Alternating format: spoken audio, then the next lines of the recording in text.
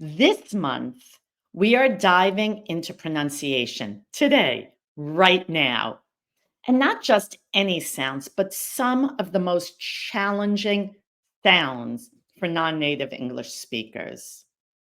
These subtle distinctions can have a big impact on how clearly you are understood.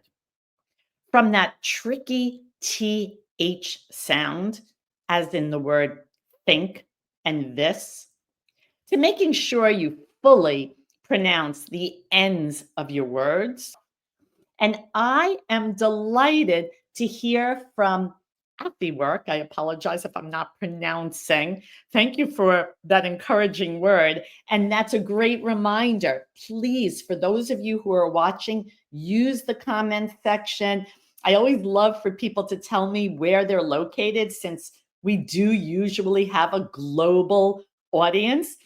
I, right now, am in the United States, in Florida. Yes, my background is New York City, home of the Foundation of Corporate Speech Solutions, but I am currently in Florida.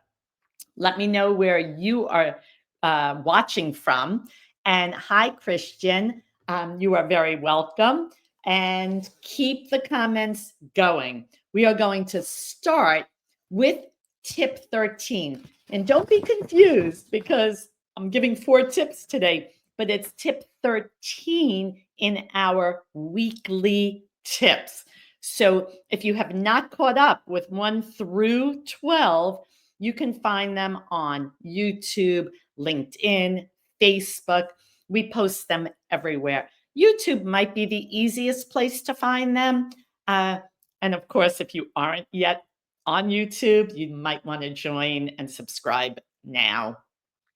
So, tip 13 is that very complicated TH sound. We have been working with non native English speakers for 20 years. And this is a sound that is challenging for most people. And that's where the one-to-one or small group training is so important so that we can practice. You have the opportunity to work with a pro. Today, it's just about recognition and awareness. So that TH sound can be challenging. To make it correctly, you have to put your tongue between your upper and lower front teeth. Did you just see that? For many international professionals, that's not comfortable putting your tongue between your teeth. So we do need to practice it because you want just enough space for air to travel through. And we are going to return to the topic of vibration of your vocal cords that we talked about last month. The TH in the word think in the beginning of the word does not have the vibrating vocal cords. Other examples of the TH in words that don't have vibrating vocal cords would be thumb or thing.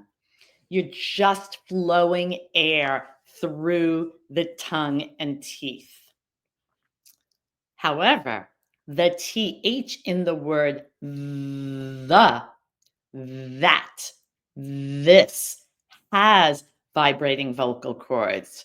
You can feel it by putting your fingers here, and hopefully you can hear that vibration. And the beginning of our training with our clients is always first being aware, being able to distinguish between the vibrating vocal cords and not, because you can't really master that TH until you recognize that there is a difference. Again, if you have questions, please put them in the comment section. We're going to move on now to tip 14. And this is about being careful to pronounce the entire word, especially final sounds. This is so common, even with native English speakers. People speak quickly, they rush with their thoughts, and they swallow the ends of words. When we work with our clients in our customized training binder, we actually have lists of words with those final sounds in red to highlight or increase awareness and then be able to easily practice saying the entire word. Words like sing and sin have very different meanings. So if you are not pronouncing that final ing, people will be confused. And our goal of our training and our education is to help you avoid confusion with your listeners. Dropping that final sound can make your speech less polished and more difficult to understand. So take the time to articulate clearly what you are saying, especially those final sounds. Practice speaking slowly, and you may even want to use a mirror so that you can watch the tongue placement and correct pronunciation. This is somewhat easy to practice. Another way that I tell people to practice is take any sentence. You can copy anything, underline those final sounds. You don't have to have our customized training binder. You can do it. You can practice, then record yourself and listen, or record yourself and ask someone that you respect how they sound, that they're clear, they're articulate, they're confident, and ask them what they think of that recording.